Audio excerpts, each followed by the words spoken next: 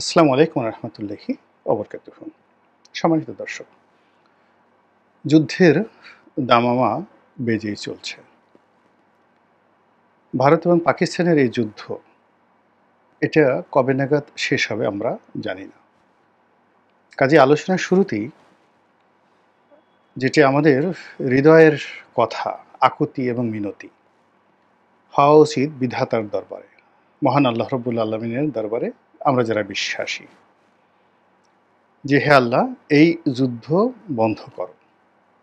এর কারণ হলো, যুদ্ধ কোনো কালে কোনো জায়গাতেই সমাধান বয়ে আনেনি, কারো কল্যাণ হয়নি, বরং যুদ্ধের ফলে তছনছ হয়ে গেছে সব কিছু। সেই যে কাশ্মীরের পাহেলগামে ২৬ জন পর্যটকের মর্মান্তিক মৃত্যু, এবং সে থেকে আজ অবধি পাকিস্তান এবং ভারতের মধ্যে যে অর্থনৈতিক সংঘাত, যে রক্তক্ষয়ী সংঘাত এবং যে মানবিক বিপর্যয় শুরু হয়েছে, সেটা পানিযুদ্ধ বলুন কিংবা সীমান্তে গোলাগুলি বলুন, অথবা এয়ার স্ট্রাইক, আকাশপথে আক্রমণ বলুন, আমরা বাংলাদেশ থেকে অনেকে অনেক কিছু জানছি, আবার অনেকে অনেক কিছু জানছি না। কিন্তু বাস্তব অবস্থা হলো, ভারত এবং পাকিস্তানের যারা সংশ্লিষ্ট জনগণ, তারা হাড়ে হাড়ে টের পাচ্ছেন যে কি কি ক্ষয়ক্ষতি তাদের হয়েছে। আর আমরা যারা প্রতিবেশী আছি, বিশেষ করে বাংলাদেশ ভারতের প্রতিবেশী, আমরা অনেকটা বাঘের মুখে পড়ে গেছি। এর কারণ হলো, মানুষ যখন আহত হয় বা কোনো প্রাণী যখন আহত হয়, তখন তার বিবেক কাজ করে না, তার ক্রোধ একেবারে সর্বোচ্চ পর্যায়ে থাকে। এবং মানুষের একটা স্বাভাবিক চরিত্র হলো যে, মানুষ যখন শক্তিশালী প্রতিপক্ষের সঙ্গে পেরে ওঠে না, তখন সে দুর্বলের প্রতি অত্যাচার করে, এবং দুর্বলের প্রতি যে মনের রাগ, ক্রোধ, এটা ঝাড়ে। আপনি দেখবেন যে সারা দুনিয়াতে একই অবস্থা। নিম্নবিত্ত, মধ্যবিত্ত বা যে কোনো মানুষই যারা বাইরে খুব অপদস্থ হয়, অপমান হয়, তারা ঘরে এসেই তার সমস্ত রাগ, ক্রোধ, অসহায় যারা আছে পরিবারে, স্ত্রী হোক, কন্যা হোক বা মা হোক, সন্তান সন্ততি হোক, তাদের উপর তারা সেটা ঝাড়তে থাকে। তো এখন পাকিস্তানের সাথে ভারতের যে যুদ্ধ, এটি শেয়ানে শেয়ানে যুদ্ধ। উভয় দেশেরই পরমাণু শক্তি রয়েছে, পরমাণু অস্ত্র রয়েছে, তাদের মিলিটারি পাওয়ারও সীমাহীন। যেমন ধরুন, পাকিস্তান আয়তনের দিক থেকে পাকিস্তান ভারতের ৮ ভাগের ১ ভাগ।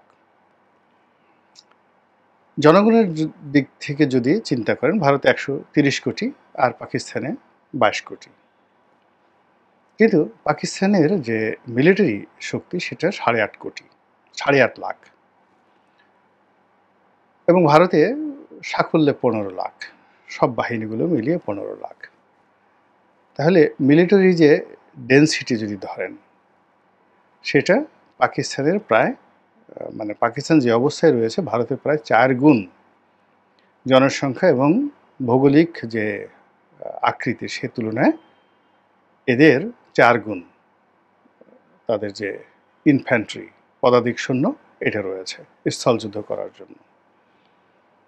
২ নম্বর হলো যে, এই মুহূর্তে যে টেকনোলজিক্যাল যে যুদ্ধ, ওয়ারফেয়ার বলা হয়, এআই নির্ভর বলেন কিংবা প্রযুক্তি নির্ভর বলেন, এখানেও ভারত এগোনো। সর্বাধুনিক মার্কিন প্রযুক্তির যুদ্ধ বিমানগুলো তাদের কাছে আছে।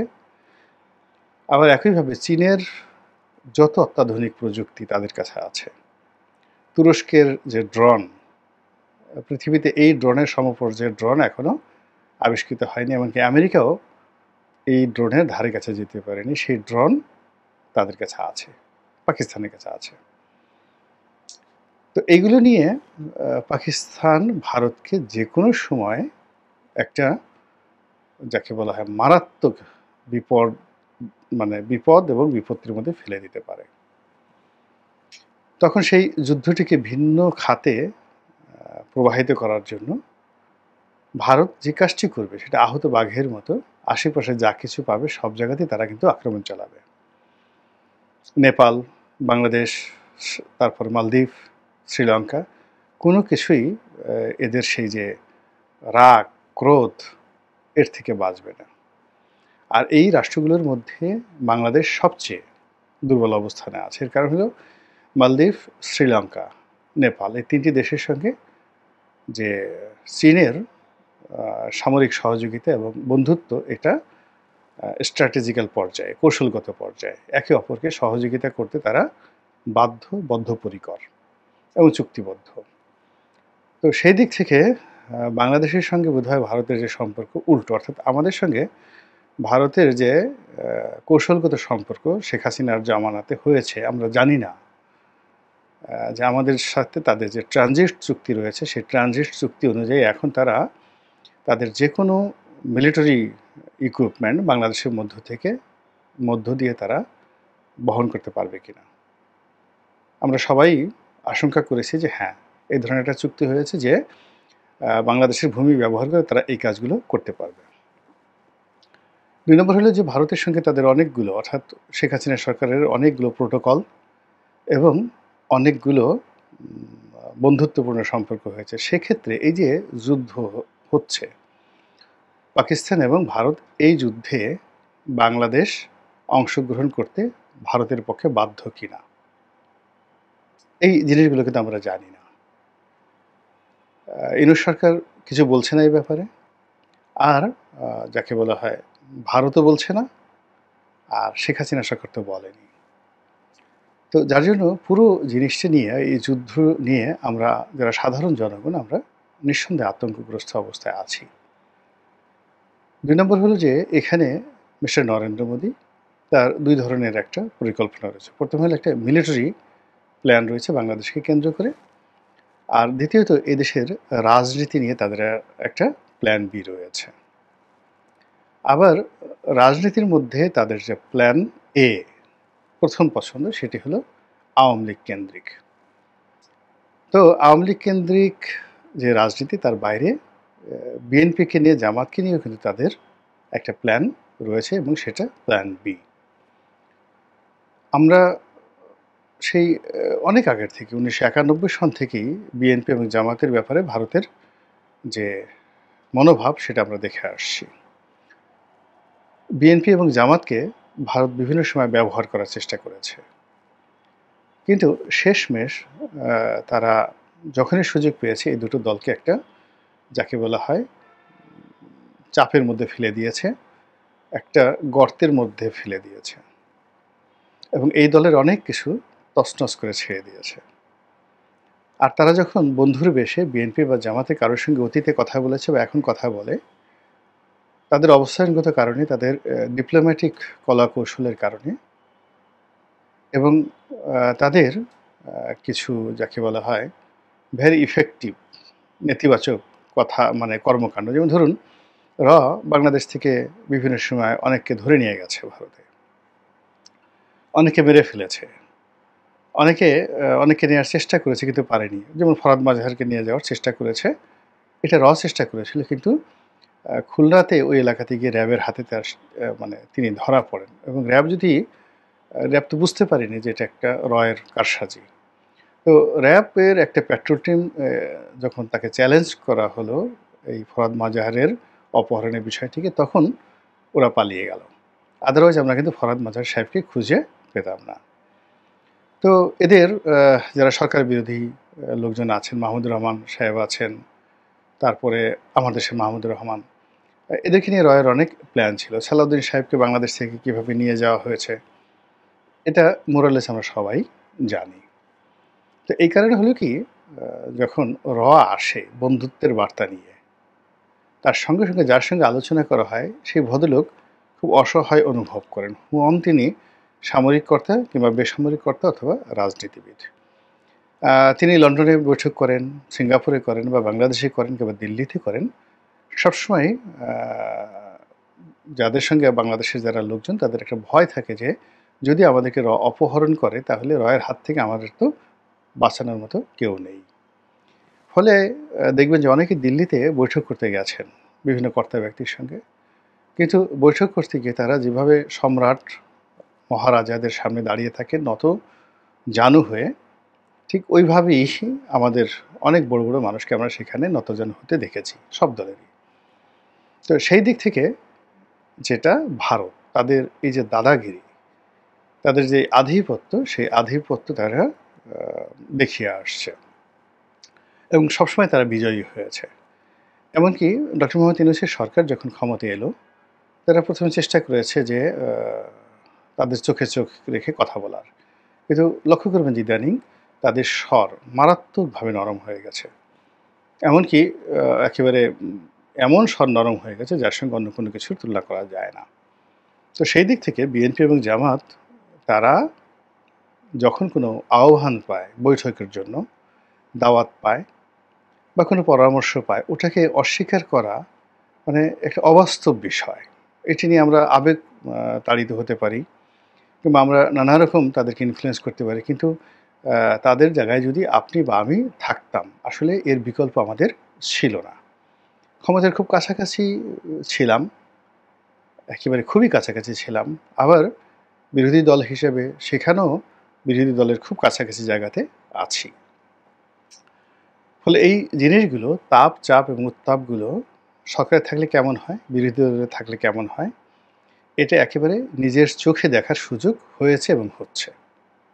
তার কাজে এখানে আবেগের কোনো বিষয় নয়, রিয়ালিটিটা মেনে নিতে হবে।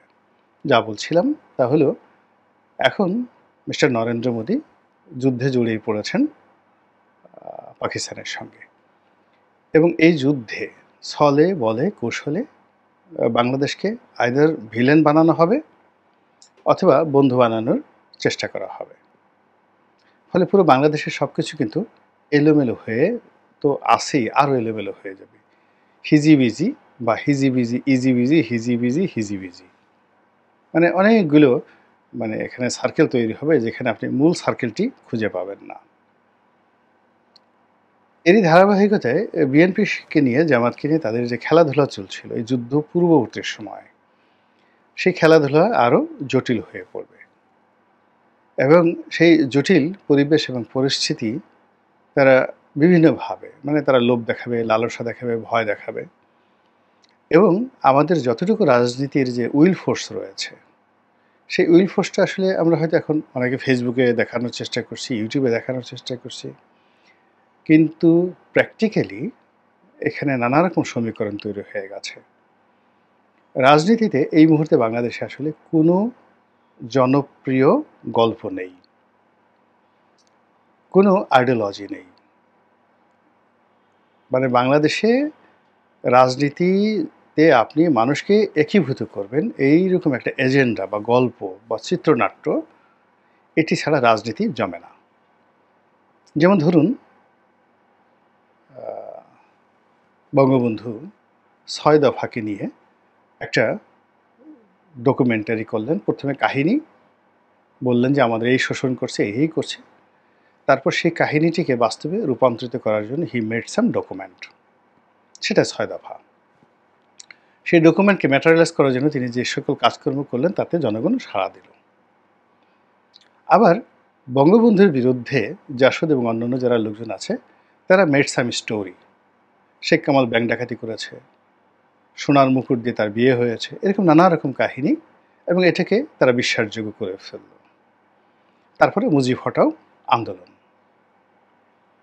এই যে একটা কাহিনী রচনা করে, সেই কাহিনীটাকে আদর্শ বানায় এবং দেখায় যে এই কাহিনী বা গল্প এর সঙ্গে দেশের স্বার্থ জড়িত, জাতির স্বার্থ জড়িত, জনগণের স্বার্থ জড়িত, এবং জনগণ সেটা বিশ্বাস করে। এবং তখনই একটা আন্দোলন বা যা কিছু যার সঙ্গে বহু মানুষের বিশ্বাস একীভূত থাকে, তখনই সেখানে একটা, যাকে বলা হয়, আন্দোলন গড়ে ওঠে, রূপরেখা গড়ে ওঠে, অ্যাঙ্গার গড়ে ওঠে, প্রেম, ভালোবাসা, উন্নয়ন গড়ে ওঠে। বর্তমান জামানাতে এই মুহূর্তে বাংলাদেশের ওইরকম কারোর কাছে কোনো গল্প নেই। ডক্টর ইউনূস এখন এমন কোনো কিছু করছেন না, এমন কোনো কথা বলতে পারবেন না যা কি না তার গল্প শুনে, তার চিত্রনাট্য শুনে লোকজন একীভূত হয়ে এক জায়গায় দাঁড়াবে, এবং সেগুলো প্রমাণ করার জন্য আবার তার হাতে কোনো ডকুমেন্টও নাই। তিনি এখন শেখ হাসিনা বিরোধী যে সকল কর্মকাণ্ড বা কথাবার্তা তার লোকজন বলছে, এই জিনিসগুলো খাওয়ানো যাচ্ছে না। আবার সারা বাংলাদেশে যে চাঁদাবাজি যা কিছু হচ্ছে, এটা নিয়ে তিনি যা করছেন তাও জনগণ রেসপন্ড করছে না। বিএনপির একই অবস্থা। বিএনপি ক্ষমতায় আসবে, ক্ষমতায় আসার জন্য তাকে আওয়ামী লীগ খুব খারাপ, তাদের সেটা ভালো তারা দিবে, এই কথাগুলো তাকে তো বলতে হবে পথে ঘাটে মাঠে। ইউনূস সাহেব খুব খারাপ, এই দিন থাকতে হবে, এই কথাগুলো এখন আর তার কোনো চিত্রনাট্য লোকজন খাচ্ছে না, বিকজ পথে ঘাটে মাঠে একই অবস্থা যে আগেই ভালো ছিলাম, এই কোন চাঁদাবাজি শুরু হলো। এটা হলো বাস্তব। জামাতের একই অবস্থা, আল্লাহর আইন, তারপরে সৎলোকের শাসন, এই জিনিসগুলো কেমন? এটা জামাতের এই গত ৭-৮ মাসের অ্যাক্টিভিটিসের কারণে, তাদের যে ইনস্টেবিলিটি, অস্থিরতার কারণে তাদের সেই জিনিসগুলোতে জনগণ আর রেসপন্ড করছে না। হ্যাঁ, এখন রেসপন্ড করছে একেবারে ডেডিকেটেড যারা কর্মী, আওয়ামী লীগের কর্মী, বিএনপির কর্মী, জামাতের কর্মী, তারা। কিন্তু মাস পিউপিল এখানে তাদের কোনো আগ্রহ নাই। সিমিলারলি মিলিটারি শাসন সম্পর্কে অনেক কথাবার্তা বলে, কিন্তু সামরিক বাহিনীর দক্ষতা, কর্মদক্ষতা যা কিছু আছে, অতীত রেকর্ড সব মিলিয়ে ওটাকে নিয়ে একটা আবেগ তৈরি হতে পারে, বা অনেকে এদের ব্যর্থতা এজন্য হয়তো তাদের সফলতা কামনা করতে পারে, কিন্তু ultimately no general have any good dialogue or any good evidence or any, যেটাকে বলা হয় চিত্রনাট্য, যে কোনো একটা চিত্রনাট্য গল্প তাদের হাতে আছে যেটাকে কেন্দ্র করে তারা এই কাজটি করতে পারে, সেটি নেই। আর এই দুর্বলতাটা ভারত বুঝে। চাণক্য নীতিতে যখন এরকম একটি অবস্থা তৈরি হয়, তখন কি হয়, ঘোলা পানিতে মাছ শিকার করে। যেহেতু বাংলাদেশের এই রাজনীতির অঙ্গনটি ঘোলা, সবাই যার যার অবস্থাতে ইয়ানফসি করছে, তখন এর মধ্যে যার যতটুকু আছে সম্বল, মান সম্মান ইজ্জত থেকে শুরু করে এগুলোকে ছিনিয়ে নিতে হবে। ছিনিয়ে নিয়ে এরপর এতটা অসহায় দুর্বল করে দিতে হবে যে ভারতের আশ্রয় ছাড়া, ভারতের সহযোগিতা ছাড়া এদের কাছে আর কোনো বিকল্প আসবেই না। এবং সেই যে plan B mister Narendra Modi, তার এই ভারত পাকিস্তান যুদ্ধের এই সময়টাতে মরণ কামড় দিয়ে তিনি সবাইকে বুঝিয়ে দেবেন। মহান আল্লাহ আমাদের সবাইকে হেদায়েত দান করুন এবং হেফাজত করুন। আসসালামু আলাইকুম ওয়া রাহমাতুল্লাহি ওয়া বারাকাতুহু।